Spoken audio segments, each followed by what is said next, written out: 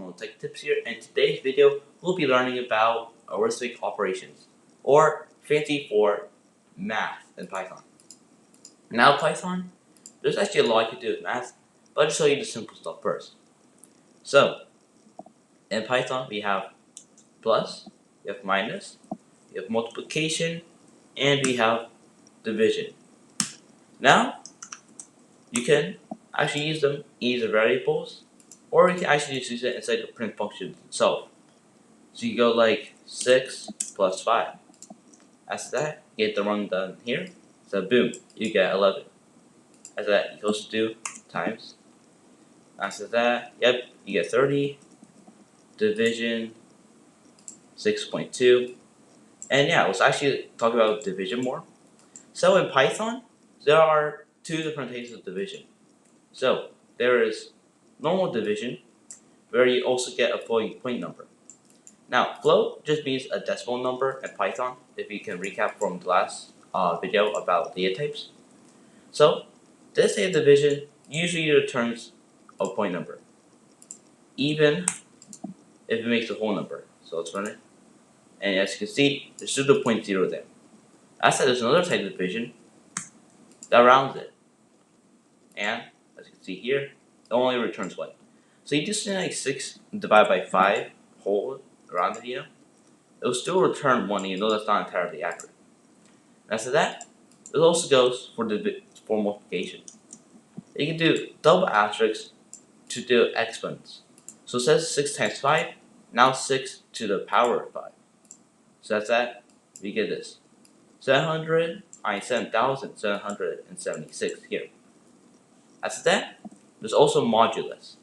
And modulus is basically, well, another division type. It only takes the remainder of it.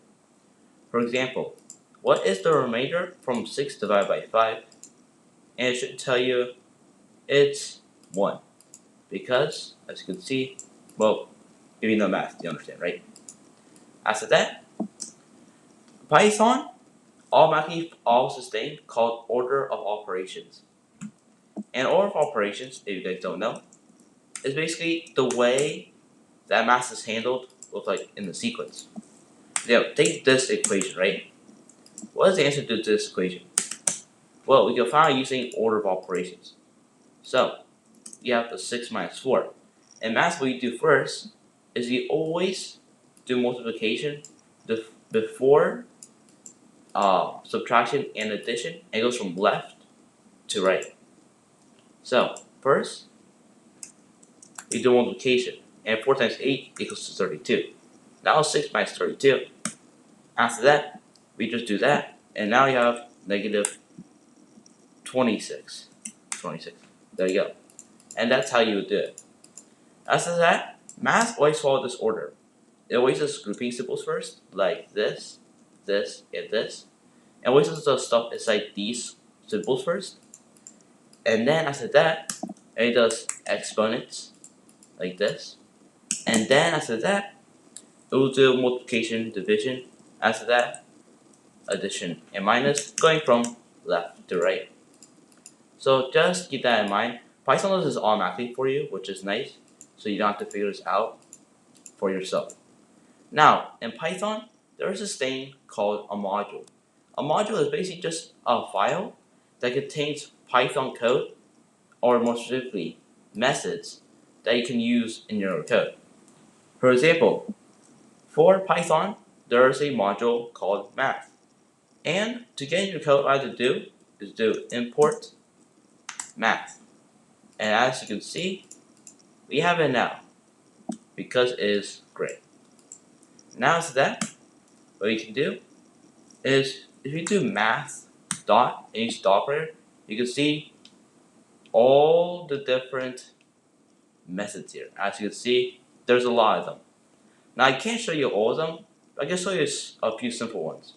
For example, there is seal. Now seal basically just rounds it up, in essence. So let's say you have a variable called x2.9, right?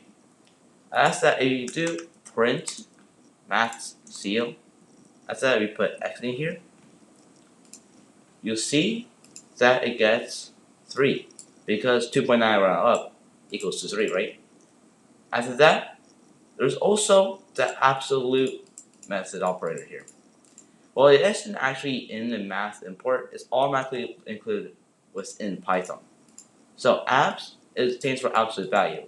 Absolute value is the distance away from 0. So imagine you visualize a number line, right? Even though there are negative numbers, right, and so on and so forth, there's still the same distance from 0, from 1 to -1, right? They're still both 1.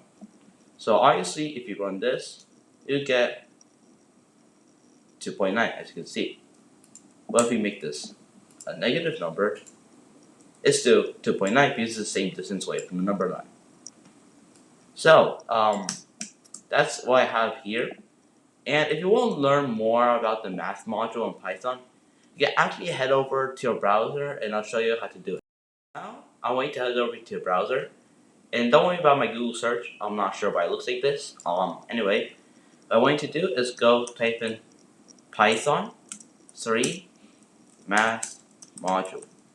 Now, I want you to specifically say Python 3 because, as I told in a much earlier video, there is also a Python 2, and that's legacy, and we don't really want that because it's old.